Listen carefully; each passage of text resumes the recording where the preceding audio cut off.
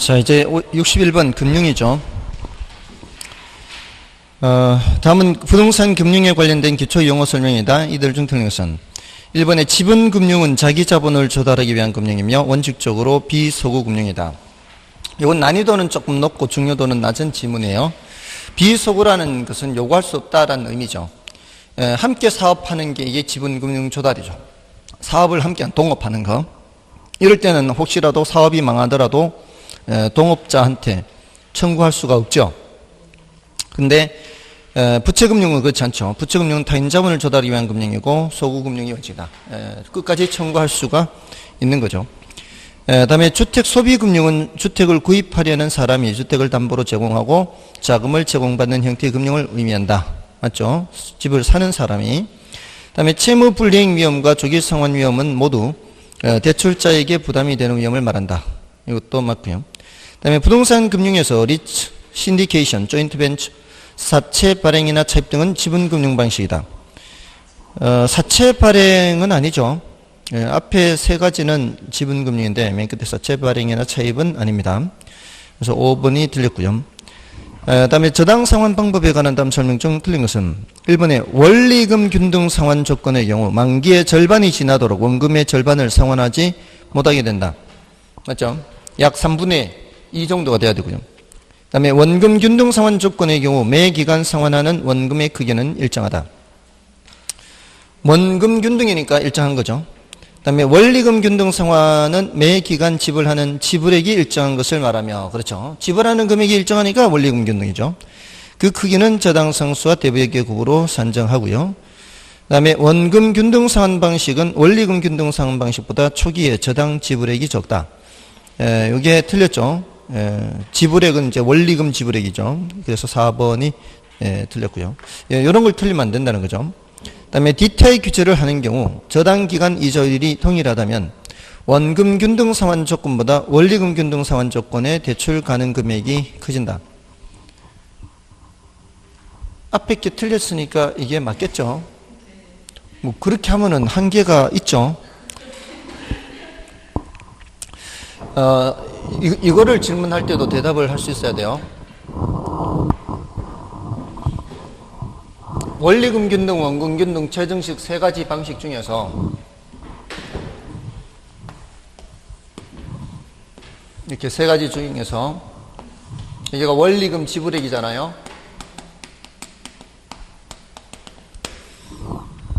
원리금 지불액이 초기 누가 제일 커요? 하면은 원금 균등 하잖아요. 그러면 초기에 DTI가 누가 제일 커요? 하면은 DTI 크기 순서.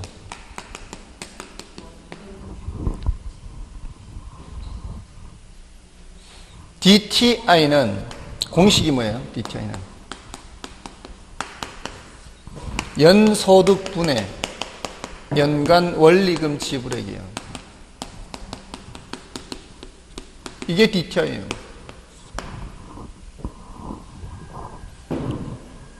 이거 정부가 규제하는 거 생각하지 말고, 정부가 규제할 때는 이걸 몇 프로로 규제하겠다 하는 거잖아요. 이거는 규제를 하는 것이 아니고 DTI를 그냥 계산하세요 하면은 원리금 지불액을 집어넣으면 돼. 똑같은 조건이라고 해야 돼요. 연소득은 똑같은 조건이고 누가 원리금 지불액이 제일 커요? 내주 크지. DTI 크기 순서가 원금 균등이 제일 크다고. 그 다음에 원리금 균등이고 그 다음에 재정식이라고요. 예를 들어 저 똑같은 금액을 대출받은 거예요. 똑같은 금액을 대출받았는데 여기는 이제 첫 번째 연도 기준이니까 첫 해 2,000을 줘야 되고 얘는 1,600을 줘야 되고 얘는 한 800 이렇게 뚝 떨어져서.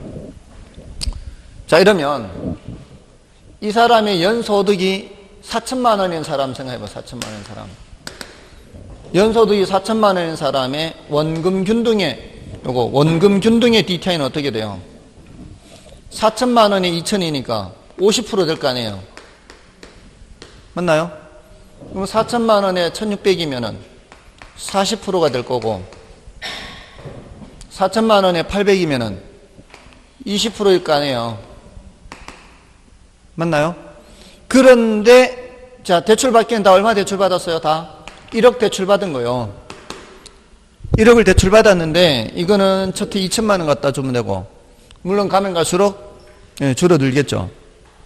근데 이거는 1600이고 매년 똑같이 1600 가는 거죠.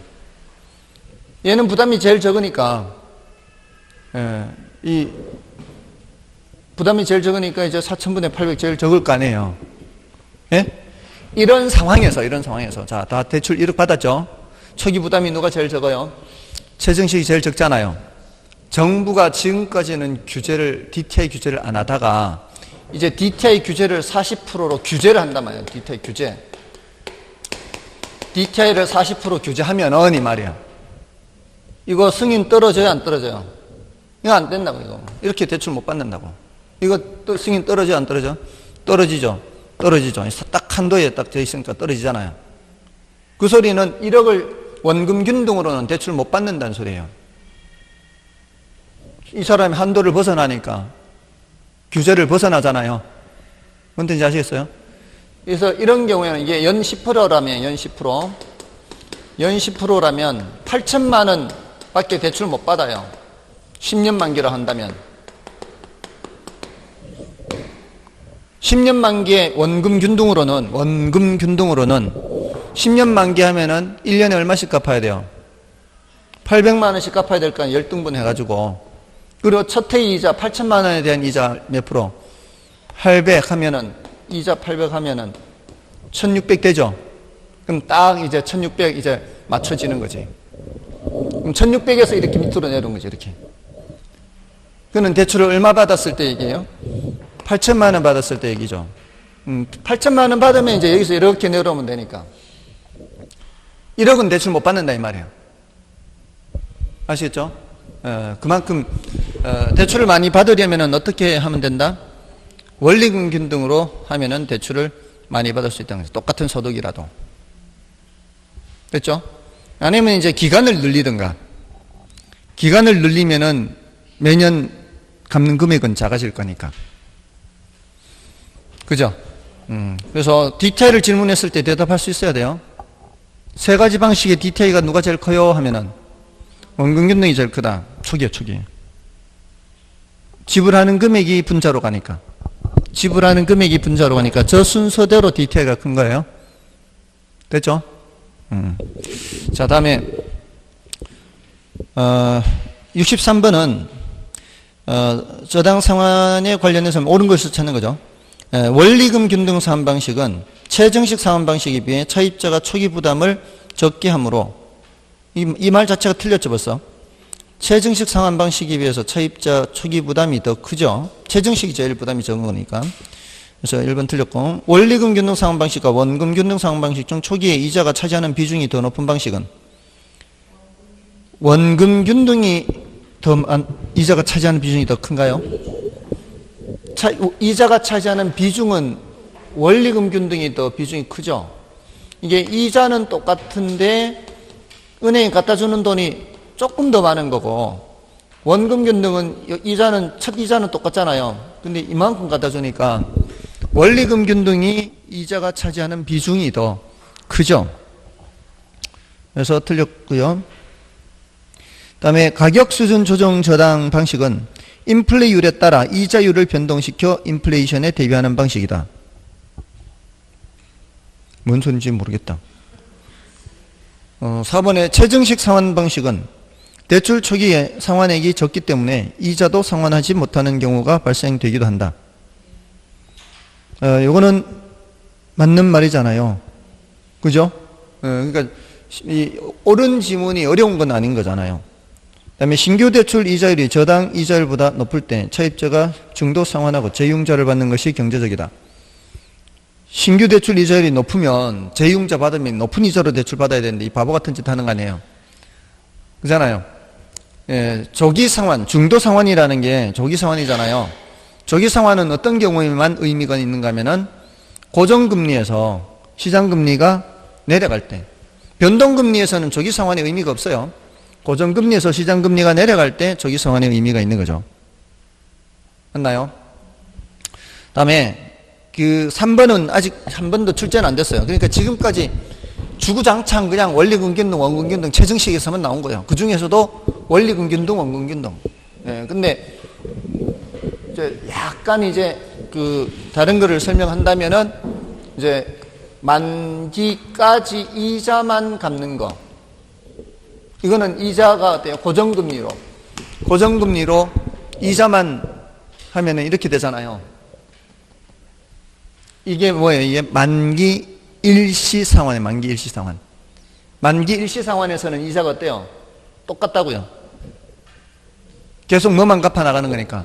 이자만, 원금은 안 갚고. 그 똑같은 이자 내야 되는지, 원금을 못 갚으니까. 맞나요? 이거는 원금균등, 원리금균등 최정식이 아니라고요. 만기 일시상환이에요. 혹시라도 이제 다른 형태로 출제를 한다면 이제 조심하시란 말이에요. 지금까지는 계속 원리금균등, 원금균등 최정식만 했는데, 요거는 만기 일시상환이에요. 아시겠죠? 잘 봐야 돼요, 여기를. 원리금 지불액이 일정한 거는 원리금균등이지만, 이자가 일정한 거는 만기 일시상환. 이자가 안 줄어든다는 건 뭐예요? 빚을 갚아 나가는 게 없다는 얘기 아니에요. 계속 똑같은 게. 다음에 이 가격 수준 조정 저당은 그 3번 지문에 인플레에 대한 대응으로 나타나는 거예요. 인플레에 대한 대응으로. 인플레가 발생하면은 돈 빌려준 사람이 손해요? 빌린 사람이 손해요? 빌려준 사람이 손해잖아요. 그러면 거기에 대해서 대출자는 대응을 해야 될 거 아니에요. 그러니까 변동금리 방식으로 대응하는 방법이 있고, 가격 수준을 조정하는 한 방법이 있단 말이에요.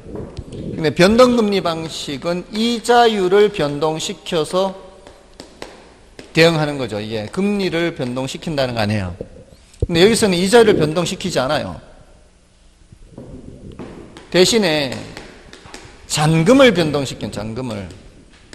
여기는 잔금을 변동시키지 않는다고요. 잔금을 더 올린다고요. 이거 설명드린 적 있죠? 예, 왜냐하면은 1년 전에 살 수 있었던 거를 이제는 못 사요. 인플레가 발생하면은.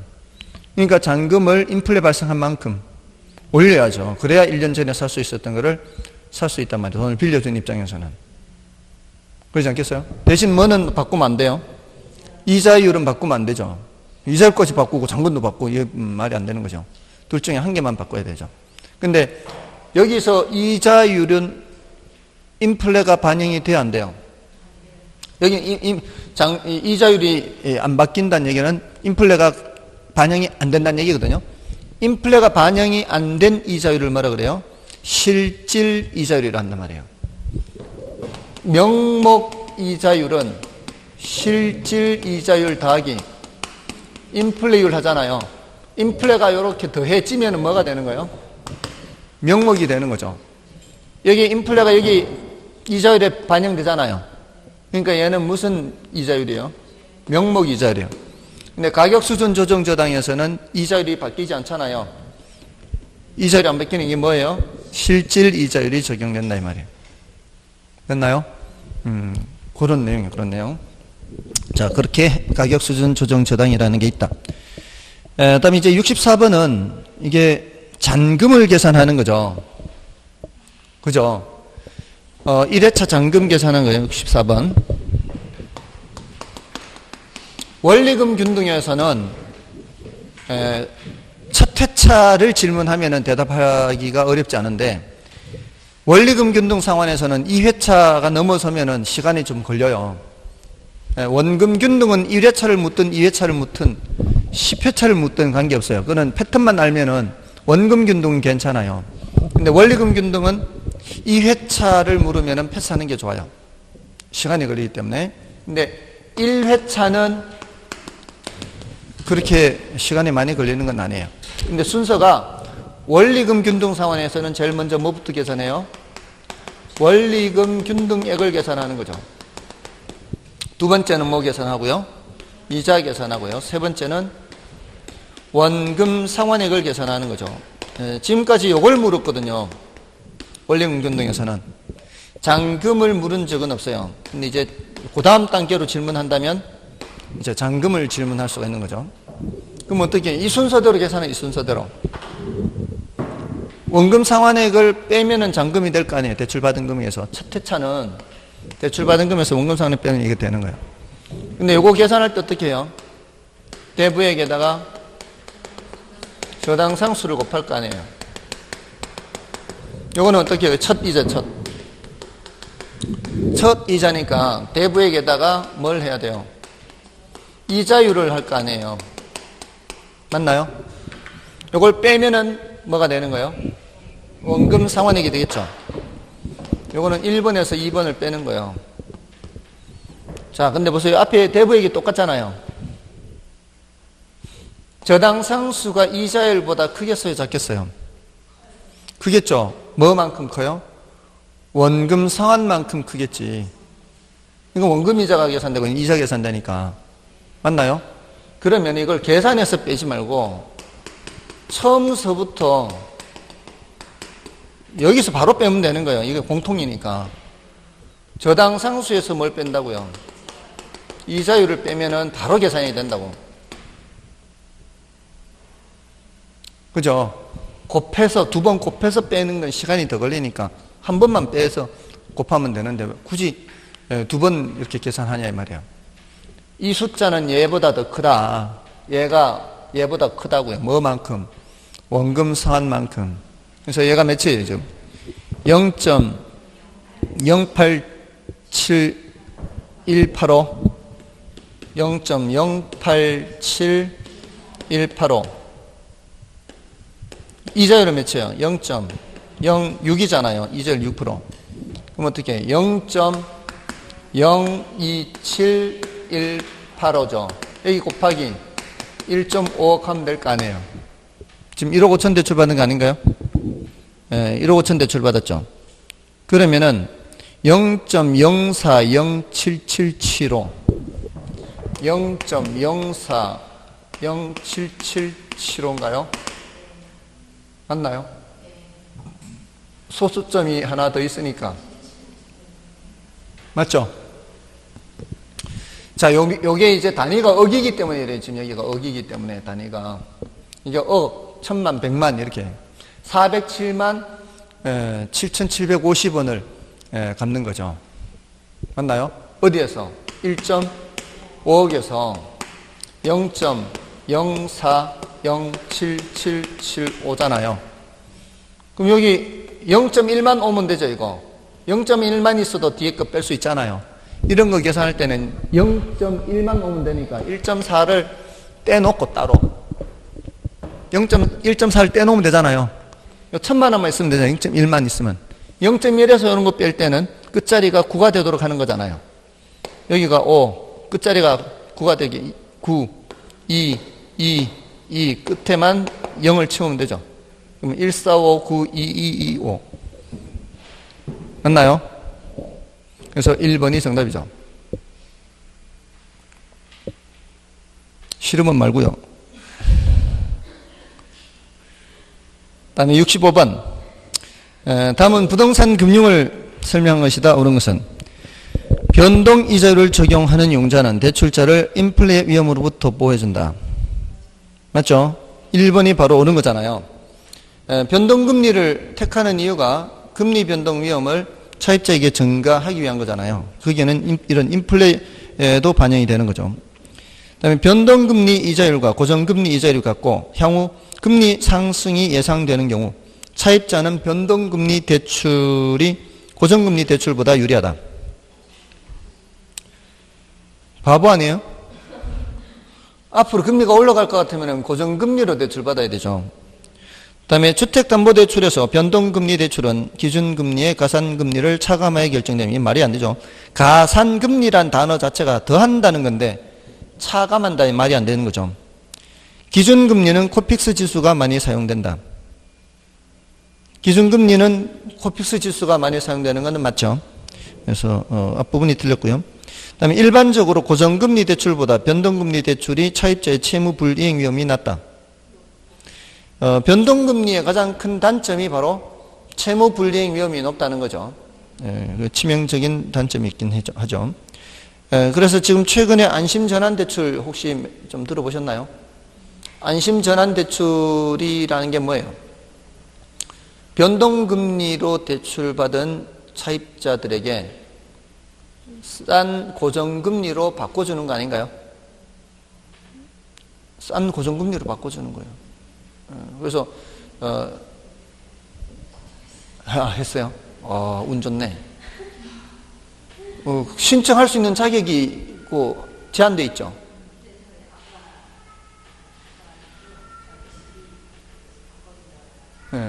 그게 자격이 한정돼 있을 텐데요. 아무나 다 하는 게 아니죠. 나이나 그런 게 있죠. 근데 저도 예전에 그거 했을 때 참 그런 게 운이 안 되는 사람은 안 되는 거예요. 그러니까 돈복이 없는 거죠. 그러니까 그런 딱 한 몇 달 차이로 안 되는 거예요. 몇 달 차이로. 어떤 기간도 있고 막 이런데 아무튼 저는 지금까지 그래서 정부에서 무슨 혜택을 준다는 거 거의 받아본 적이 없는 것 같아요. 아무튼 그게 2015년에도 있었거든. 2015년에도 안심전환대출이 있었어요. 그때 40조가 2주 만에 다 없어졌어요. 40조가 2주 만에. 아무튼 지금도 20조잖아요. 20조인데 지금 신청한 사람이 70조 신청했다며요. 70조 신청했는데, 그러니까 그때는 선착순이었거든요. 그러니까 막 줄을 촥 쓴 거죠. 그러니까 그렇게 하면 그런 문제가 생겨요. 선착순 하면은. 근데 이거는 신청을 받아서 이제 집값이 싼 사람들, 그게 이제 그 서민들일 가능성이 많으니까 그런 사람한테 우선적으로 해주겠다는 거죠. 집값이 비싼 경우에는 아무래도 좀 위험도도 더 낮다고 볼 수 있고 여력도 좀 더 있는 사람이라고 볼 수도 있잖아요. 그러니까 그게 적당한 것 같아요. 옛날에도 그렇게 했었어야 될 것 같은데 아무튼 옛날에는 그렇게 하지 않았어요. 아무튼 그런 게 다 변동금리의 그런 채무 불이행 위험 때문에 그렇게 하는 거예요. 됐죠? 그다음에 대출금리가 고정금리일 때 대출 시점의 예상 인플레이션보다 실제 인플레이션이 높으면 그럼 인플레가 많이 발생했다는 얘기잖아요. 인플레가 많이 발생하면은 금융기관에게는 손해죠. 그래서 틀렸고요. 바뀌어 있죠. 다음에 66번입니다. 저당 유동화에 대한 다음 설명 중 틀린 것은 저당 유동화란 저당권 또는 저당 채권을 유통시켜 현금화함으로써 신용창조 수단으로 활용하는 것을 말한다. 맞죠? 신용창조라는 게 이제 현금이 새로 만들어지는 효과를 말하는 거죠. 그래서 맞고요. 그 다음에 이번에 저당 유동화가 이루어지는 시장은 저당 채권의 매각을 통한 현금화 및 저당 채권 집합을 근거로 하는 증권화를 포함하는 시장이다. 요거 맞죠? 요 저당 유동화 나오면은 머릿속에 이걸 늘 생각을 하세요. 저당 유동화 구조 있죠? 저당 유동화 구조를 머릿속에 생각해서 푸는 게 훨씬 유리합니다. 요거, 이 구조 있잖아요, 이거. 여기서, 유동화는 여기서 이루어지잖아요. 여기서 채권이 양도돼서 현금화되고, 여기서 증권이 발행되잖아요. 이걸 다 포함하는 거잖아요. 이게 채권이 양도되면 현금이 이쪽으로 넘어갈 거 아니에요. 그리고 증권이 발행되면 그 대금이 넘어가고. 그래서 여기를 자금 공급 시장이라고도 하잖아요. 공급된 자금이 대출되는 시장은 1차 저당 시장, 공급 시장, 대출 시장 이렇게. 다음에 3번에 투자자가 저당 유동화 증권을 매입하면 저당권 또는 저당 채권을 매입하는 경우보다 유동성이 높고 안전한 장점이 있다. 이 투자자들이죠. 이 투자자들이 증권을 매입하면 훨씬 더 안전하다는 거죠. 유동성이 높고. 이 투자자들이 저당 채권을 직접 양도받을 수도 있죠. 이렇게 할 수도 있단 말이에요. 증권을 발행할 수도 있고 이쪽에. 그래서 증권이 훨씬 더 안전하고 유동성이 높다. 맞고요. 그다음에 저당 유동화는 1차 금융기관의 유동성을 제고시켜 BIS 비율을 적정 수준으로 유지할 수 있다. BIS 비율이 저거죠. 그 국제결제은행 기준 자기자본 비율을 말하는 거죠. 이거는 현금을 이제 위험 자산인 채권을 팔아서 현금을 많이 보유할수록 그만큼 BIS 비율이 높아질 수 있죠. 그래서 맞고요.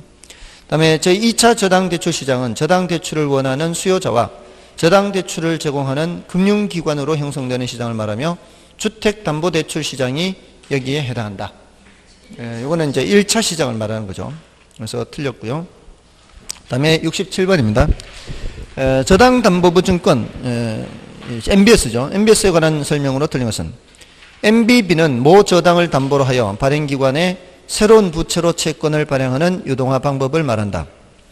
모 저당을 담보로 해서, 이게 모 저당이 여기죠, 여기. 이 저당 채권 집합이 모 저당이죠. 이걸 담보로 해서 돈을 빌리는 거죠. 투자자들한테 이거를 담보로 제공하고 돈을 빌릴 때 발행하는 증서가 MBB죠. 그래서 얘를 무슨 형이라 그래요? 채권형 그러잖아요. 근데 이 채권 집합을 이렇게 팔아버리면은 채권 집합 전체를 투자자한테 매각해서 발행하는 게 뭐예요? MPTS. 이걸 다 투자자들한테 팔아버린다, 채권 집합을. 그럼 투자자들이 돈 주고 사는 거죠, 저거를, 채권 집합을. 그럴 때 발행하는 걸 지분형이라고 하죠. 이 투자자들이 이 채권 집합을 공유하는 거죠, 공유. 맞나요? 그래서 지금 MBB의 경우 이번에 MBB 발행기관은 저당 차입자의 부채 서비스액과 관련 없이, 여기 저당 차입자 얘기예요. 이 저당 차입자들이 원리금을 상환을 할 거 아니에요. 근데 MBB의 경우에는 지금 이거를 여기 판 게 아니고 이걸 담보로 제공하고 돈을 빌렸다 그랬잖아요. 그러니까 이 채권 집합의 소유권은 누구한테 있는 거예요? 2차 금융기관한테 소유권이 있죠. 그 소리는 2차 금융기관은 누구한테는 채권자예요? 차입자한테는 채권자고, 투자자한테는 채무자고, 이렇게 되는 거죠. 그러니까 여기서 돈이 넘어오든 넘어오지 않든 이 채권 채무와 이 채권 채무는 별개다, 이 말이에요. 그러니까 저당 차입자의 원리금 지불액과는 상관없이 2차 금융기관은 투자자한테 꼬박꼬박 갚아야 되는 거죠. 그게 MBB예요. 그래서 저당 차입자의 부채 서비스와 관련 없이 약정된 원리금을 MBB 소유자에게 지급해야 되죠. 자, 근데 MPTS는 지분형 증권이기 때문에 증권의 수익은 기초자산인 주택저당채권 집합물의 현금 흐름에 의존한다. 자, MPTS는 이거 팔았잖아요. 그러면 이걸 팔았다는 얘기는 이 차입자들이 이제 누구한테 채무자가 된 거예요? 투자자들한테 채무자가 됐다, 이 소리예요. 그러니까 중간에 빠진 거죠, 얘네들은. 그러니까 이 차입자들이 부채 서비스액을 얼마나 성실하게 상환을 하느냐에 따라 투자자들의 수익률이 결정되겠죠. 성실하게 잘 갚아야 수익률이, 이자 수익이 괜찮게 들어오겠지만, 성실하게 안 갚고 중간에 채무 불이행하는 사람 생기고 막 이렇게 돼버리면은 수익률의 변동이 생길 수 있죠. 자, 그러니까 3번은 맞는 말이고요. 그 다음에 MBB 발행자의 대차 대조표에서는 이 재무상태표를 말하는 거예요. 재산 상태가 어떻다 이렇게 나타내는 거예요. 근데 MBB 발행자의 경우에는 MBB가 이 자산 목록에서 빠져요. MBB 발행하는 그런 경우에는 이게 자산 목록에서 빠져 안 빠져요? 안 빠지잖아요. 이걸 담보로만 제공했지 MBB의 경우는 갖고 있는 거 아니에요. 자산 목록에서 빠지면 안 되는 거죠. 그죠? 근데 MBB 발행자 대차 대조표에서는 MBS 발행인 만큼 저당이 감소하며 이렇게 돼 있죠. 그런 말이 돼, 안 돼? 말이 안 된다고, 이게. 그래서 틀렸다고. 저당 채권이 감소하면 안 돼요. 이거는 뭐 얘기하는 건가 하면은 MPTS 얘기하는 거예요. 그래서 4번 틀렸어요. 그 다음에 MBB 투자자에게 조기 상환 위험에 부담이 없으므로 MPTS의 수명보다는 긴 것이 일반적이다. MPTS는 이 채권 집합을 이게 팔아버렸잖아요. 그래서 차입자들이 조기 상환하면은 조기 상환이 돼버리잖아요. 근데 MBB는 그게 아니라 그랬죠. 얘네들은 조기 상환해도 얘는 꼬박꼬박 갚아야 된다 그랬죠. 그러니까 MBB의 경우에는 좀 더 길다는 거죠.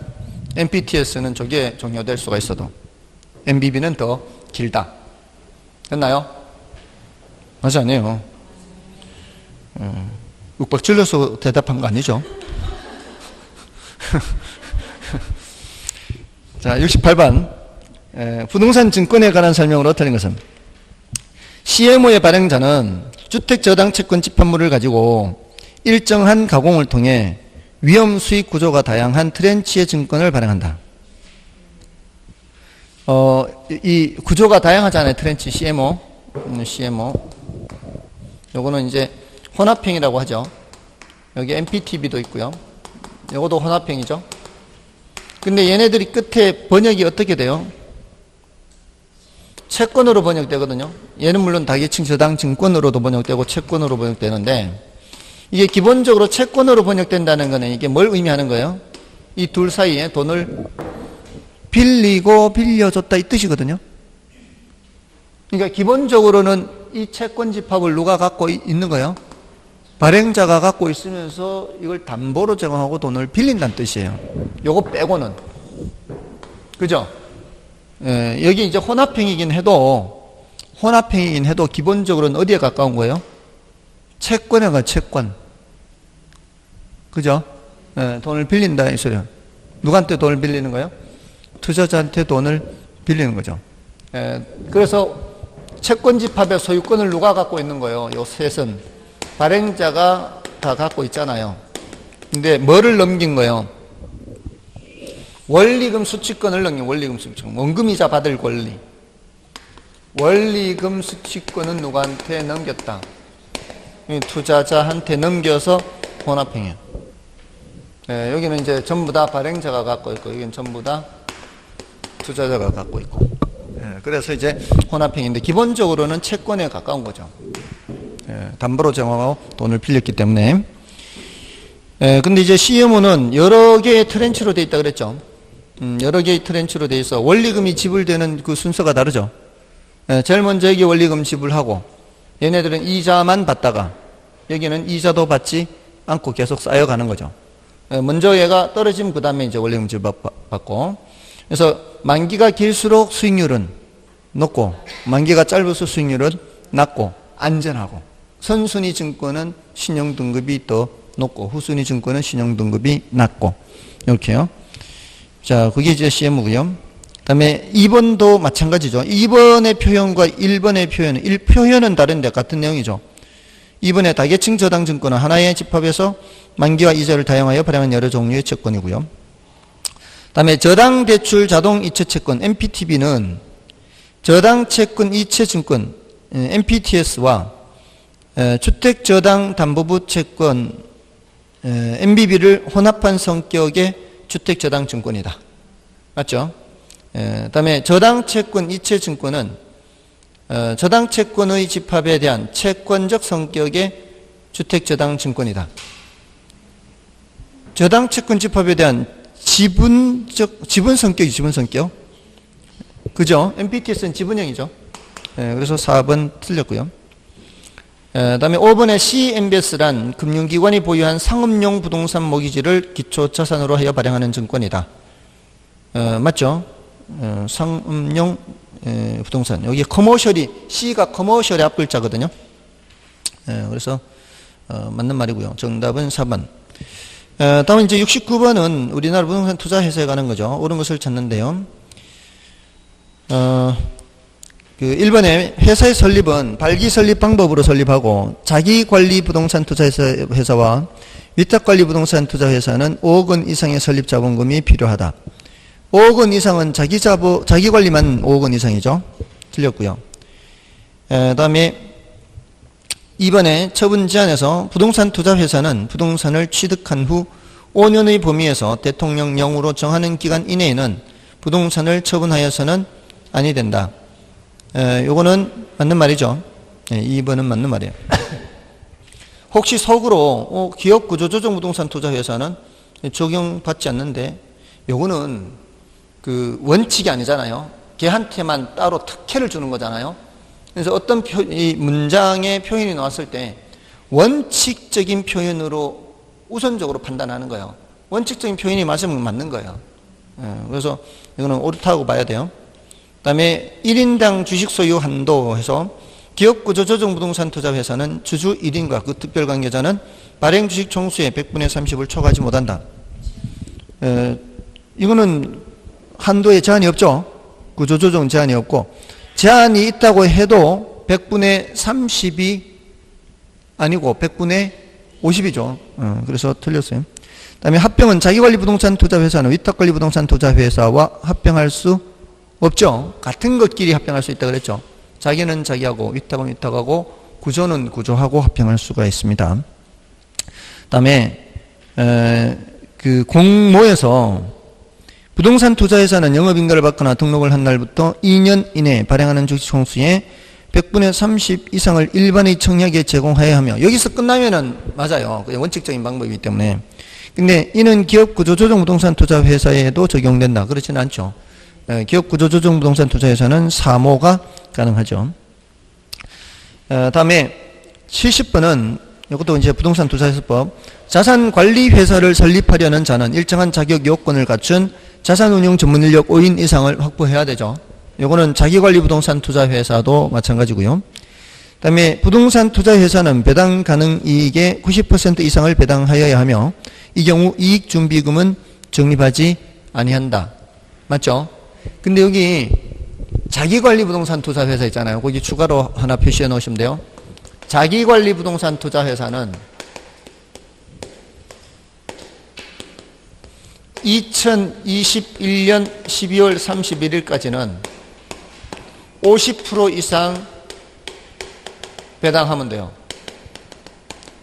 규제가 완화되어 있는 거죠. 원칙이 얼마인데? 원칙이 90% 이상인데, 자기관리는 2021년 12월 31일까지는 얼마만 하면 된다고요? 50% 이상만 하면 돼요. 그만큼 이제 규제를 조금 완화해주고 있는 겁니다. 자기관리에 대해서는.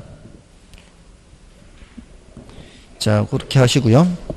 다음에 3번에 부동산 투자회사는 매 분기 말 현재 총 자산의 70% 이상을 부동산 관련 증권, 현금으로 구성하여야 한다. 80%죠. 예, 부동산 관련 증권, 현금 이 세 가지가 나올 때는 80%고요. 70% 나오면은 이제 부동산만 나와야 되죠. 그래서 3번 틀렸고요. 그 다음에 4번에 부동산 투자회사는 자기 자본의 2배 범위 내에서 차익 및 사채를 발행할 수 있다. 원칙이죠. 예외적으로 주주총회 특별 결의가 있으면 10배까지 확대된다. 그 다음에 부동산 투자회사에 출자 가능한 현물에는 지상권, 부동산, 지상권이나 임차권 등 부동산 사용에 관한 권리, 부동산 소유권 이전 등기 정권 또는 뭐 대토 보상권 또는 뭐 부동산 신탁의 수익권 뭐 이런 것도 있기는 해요. 맞는 말이죠. 현물에 부동산만 되는 것은 아니다라는 겁니다. 그래서 정답은 몇 번이죠? 3번인가요? 다음에 71번 한국주택금융공사에서 고령자의 노후 생활 지원을 위해 시행하고 있는 주택연금 제도에 관한 설명 중 틀린 것은 1번 한국주택금융공사는 연금 가입자를 위해 은행에 보증서를 발급하고 은행은 한국주택금융공사의 보증서에 근거하여 연금 가입자에게 주택연금을 지급한다. 맞죠? 대출은 누가 해주는 거다? 은행이 해주는 거죠. 한국주택금융공사는 보증을 서는 거고요. 그 다음에 이번에 주택담보노연금 보증제도의 경우 고정금리가 적용되나 한국주택금융공사의 모기지로는 변동금리가 적용된다. 이게 바뀌어 있어. 시중은행은 고정금리 좋아하지 않는다 그랬죠. 시중은행에서 대출해주고 있는 주택담보노연금 보증 요거는 변동금리고요. 한국주택금융공사의 모기지로는 고정금리입니다. 다음에 주택가격이 1억 5천만 원 미만인 1주택을 소유하는 대상자의 경우 일반 주택연금보다 최대 13% 주택연금을 더 지급하는 우대형 주택연금에 가입할 수가 있습니다. 요거는 이제 그 대상자가 어떤 대상자인가 하면은 기초연금 수령 대상자, 기초연금 나이가 65세 넘어야죠. 기초연금 수령 대상자가 65세 넘는 거 아닌가요? 맞죠? 아직 나이가 안 됐으니까 뭐 관심은 없겠지만 주변의 어르신들은 나이가 될 거 아니에요. 어르신들은. 근데 그게 아무나 다 받을 수 있는 건가요? 기초연금이? 재산이 어느 정도?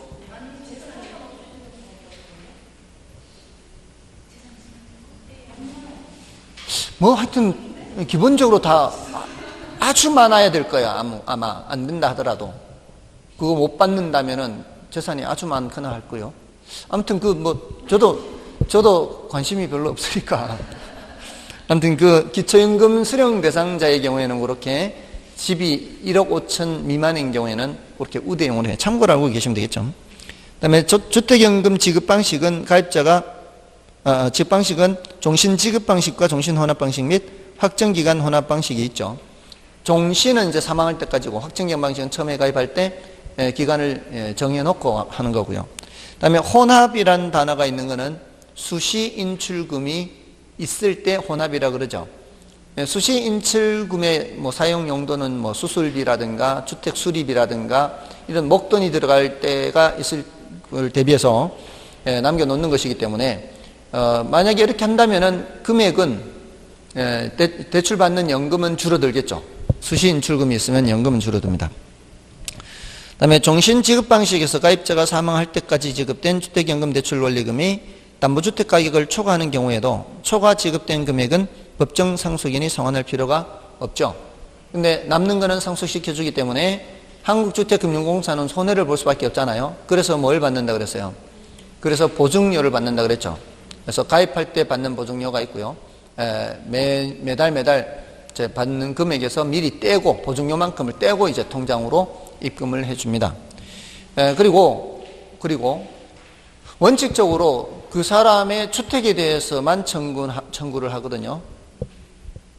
원칙적으로. 근데 예외적으로 그 사람이 갖고 있는 다른 재산에 청구할 수는 있어요. 당해세를 안 내거나 또는 체불임금이 발생해서 이게 먼저 인출이 되어버려서 모자라게 됐을 때에는 그럴 때는 그 사람이 갖고 있는 다른 재산에 대해서는 청구할 수가 있어요. 근데 어떠한 경우라도 자식한테 청구하지는 않는 거예요. 예외적으로 다른 재산에 청구할 수는 있습니다. 그 사람이 뭔가를 잘못한 거잖아요. 체불임금 발생했다. 당해세를 안 냈다. 그래서 그게 먼저 인출되는 바람에 그렇게 하면은 다른 재산에 대해서는 청구할 수 있는 거죠. 당해세가 우선 청구되는 경우가 어떤 경우죠? 그 당해세가 발생한 날짜와 있잖아요. 세법에 나오던데 보니까 그게 먼저 발생해야 되죠. 당해세 만료일이 더 앞서야 되죠. 저당 설정이 그 뒤고 이 납세 의무 그 완료되는 그 날짜보다 뒤에 저당이 설정되어 있으면은 납세가 먼저잖아요. 세금이 먼저. 저당이 먼저 설정되고 납세 만료 기간이 나중이면은 그때는 저당권이 우선이죠. 예.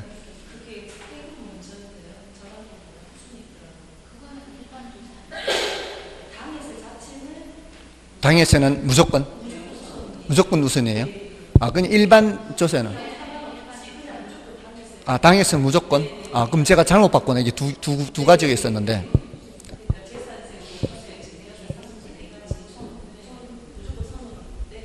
무조건 먼저 떼는 거예요? 네. 경비고 2순위가 당해세. 임금이 먼저요? 당해세가 먼저요? 같은 순서요? 같은 순위예요? 같은 군에 들어가요? 그럼 제가 그거 잘못 봤네. 알겠습니다. 땡큐. 자, 아무튼 그런 것 때문에 모자랄 때는 그 사람이 갖고 있는 다른 재산에 대해서도 청구할 수 있다. 자, 그렇게 기억하시면 되고요. 그다음에 72번 프로젝트 파이낸싱에 의한 부동산 개발에 관한 설명으로 옳지 않은 것은 PF는 부동산 개발로 인해 발생하는 현금 흐름을 담보로 개발에 필요한 자금을 조달한다. 맞죠? 그 사업의 현금 흐름을 담보로 조달하는 거고요. 다음에 일반적으로 PF의 자금 관리는 부동산 신탁회사가 에스크로우 계정을 관리하면서 사업비의 공정하고 투명한 자금 집행을 담당한다. 사업주가 직접 하는 게 아니죠. 사업주가 직접 하는 게 아니고 별도로 따로 이제 자금 집행을 담당하고요. 일반적으로 PF의 차입 금리는 기업 대출 금리보다 높다. 위험도가 높은 만큼 금리가 높죠. 그다음에 PF는 위험 분담을 위해 여러 이해관계자가 계약관계에 따라 참여하므로 일반 개발 사업에 비해 사업 진행이 신속하다. 이게 틀렸죠. 참여하는 사람이 많기 때문에 그만큼 더디게 진행될 가능성이 많습니다. 그다음에 PF의 금융구조는 비소구 금융의 원칙이나 제한적 소구 금융도 있죠. 그 제한적 소구 금융이 많죠. 그래서 정답은 4번이고요. 그다음에 73번 부동산 개발이죠. 부동산 개발의 위험에 관한 설명 중 틀린 것은 시장의 불확실성이 개발업자에게 지우는 부담을 시장 위험이라 한다. 맞고요. 이거 뭐 별로 어렵지 않죠. 부동산 개발 사업의 위험은 법적 위험, 시장 위험, 비용 위험 등으로 분류할 수가 있고요. 부동산 개발업자는 시장 위험을 줄이기 위해 시장 연구나 시장성 연구가 필요하다. 요때 흡수 분석이 들어가요. 요 시장 연구나 시장성 연구 안에 흡수 분석이 들어가거든요. 흡수 분석이라는 게 공급된 부동산이 지난 1년간 몇 퍼센트 흡수된지 보는 거잖아요. 이게 흡수율은 높을수록 좋고 흡수 기간은 짧을수록 좋죠. 그걸 통해서 시장 위험을 줄일 수가 있죠. 그다음에 개발업자가 비용 위험을 줄이기 위해 최대 가격 보증 계약을 맺을 수 있죠. 법적 위험을 줄이기 위해서는 이용 계획이 확정된 토지를 매입하면 되고, 이런 비용 위험을 줄이기 위해서는 최대 가격 보증 계약을 맺으면 되겠죠. 그다음에 개발 사업 부지의 지역 지구지에 대한 분석을 소홀히 하였다면 이는 시장 위험 분석을 소홀히 한 결과이다. 이거는 법적 위험 분석을 소홀히 한 결과죠. 5번이 정답이고요. 그다음에 74번 부동산 개발에 관한 다음 설명 중 틀린 것은 개발 사업의 타당성 분석은 법적, 경제적, 기술적 타당성 분석을 포함하며 경제적 타당성 분석이 가장 중요하다. 맞죠? 그래서 우리 두 단계로 나눌 때는 경제성 분석 이렇게 하죠. 두 단계로 나눌 때. 다음에 개발 사업에 대한 타당성 분석 결과가 동일한 경우에도 분석된 사업안은 개발업자에 따라 채택될 수도 있고 그렇지 않을 수도 있죠. 개발업자마다 요구 수익률이 다를 수가 있죠. 다음에 흡수율 분석의 궁극적인 목적은 과거 및 현재의 추세를 정확하게 파악하는 데 있다. 여기에 틀렸죠. 미래 예측이죠. 궁극적 목적은 미래 예측입니다. 3번 틀렸고요. 다음에 4번의 개발 사업에 있어서 법적 위험은 토지 이용 기조 같은 공법적인 측면과 소유권 관계와 같은 사법적인 측면에서 발생할 수 있는 위험을 말한다. 맞죠? 공법사법 맞고요. 다음에 시장성 분석이죠. 시장성 분석은 개발된 부동산이 또는 개발될 부동산도 돼요.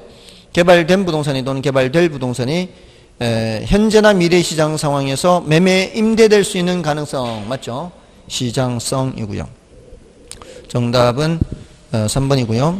그다음에 75번은 부동산 시장 분석 및 타당성 분석에 대한 설명이다. 다음 중 가장 거리가 먼 것은 1번에 지역 경제 분석 나왔네요. 지역 경제 분석에서는 전반적인 거 이렇게 봐야죠. 개발 사업과 관련한 거시적 경기 동향, 정책 환경, 지역 시장의 특성 등을 분석한다. 맞죠? 전반적인 걸 분석하는 것은 지역 경제 분석이고요. 그다음에 타당성 분석에서는 개발 사업에 투자 자금을 끌어들일 수 있을 정도로 충분한 수익이 발생하는지 분석한다. 이거는 이 수익 그 두 번째 줄에 있는 수익 그게 키워드예요. 우리 GCC 타투 하지 않습니까? GCC 타투 할 때 계산은 어떤 단계에서 하는 거예요? 타당성 분석에서 계산하는 거예요. 앞에 GCC 2단계에서는 각종 정보와 자료를 수집하고 요 타당성 분석에서 계산하는 거거든요. 그 계산을 하려면은 뭐 해야 돼? 현금 수지 분석하는 거예요. 현금 수지를 분석해서 순수내를 적용. 여기는 화폐 시장 가치를 고려하는 방법을 적용해요. 왜냐하면 개발 사업은 시간이 많이 걸리죠. 개발 사업은 시간이 많이 걸리기 때문에 이자를 고려하지 않을 수가 없어요. 이자 비용. 이자 비용을 따진다는 게 뭘 고려하는 거예요? 시간 가치를 따지는 거죠, 이게. 이자 비용 따진다는 게. 그래서 순수내를 따지는 거예요. 이 0보다 큰지 작은지, 1보다 큰지 작은지, 요구 수익률보다 큰지 작은지를 따지는 거죠. 자, 여기서 통과가 되면은 뭐예요? 수익성이 있는 거예요. 통과가 되면은 요구 수익률을 만족하고도 남는 게 있다라는 뜻이에요. 그럼 괜찮다는 얘기죠. 네, 이걸 따지는 게 바로 타당성 분석이에요. 그래야 할만하다, 그렇지 않다를 따지는 거죠. 그리고 투자 분석에는 뭐예요? 최종 결정을 내야 돼요. 최종 결정. 최종 결정을 내려서 이게 이제 아까처럼 5천만 원짜리와 투자안이 4천만 원짜리 있을 때 돈은 5천밖에 없는데 이걸 할 거냐 저거 할 거냐 최종 결정 둘 다 좋아하는 보여요. 둘 다 좋아하는 보이는데 어떤 방법을 따라가야 된다? 순형가법을 따라가야 투자자의 부가 극대화된다. 이런 최종 결정을 내려야 된다는 거예요. 됐나요? 이제 투자 분석이 투자 분석. 그러려면 이제 비교해야 되죠. 자, 그래서 4번 보세요. 4번. 4번에 보시면은 투자 분석은 대상 개발 사업을 다른 투자 대안과 비교 분석하여 투자 여부를 최종적으로 결정한다 했잖아요. 그래서 맞는 말이고 2번도 맞는 말이고 이 3번은 시장성 분석은 특정 부동산에 관련된 시장의 수요와 공급 상황을 분석하는 것이다. 이거는 시장 분석이잖아요. 3번이 틀렸고요. 그 다음에 5번의 공실률은 임대 대상 부동산이 임대 기간 중 임대되지 않은 기간의 비율을 의미하기도 한다. 예, 그렇게 얘기할 수도 있고요. 76번은 좀 쉬고 하겠습니다.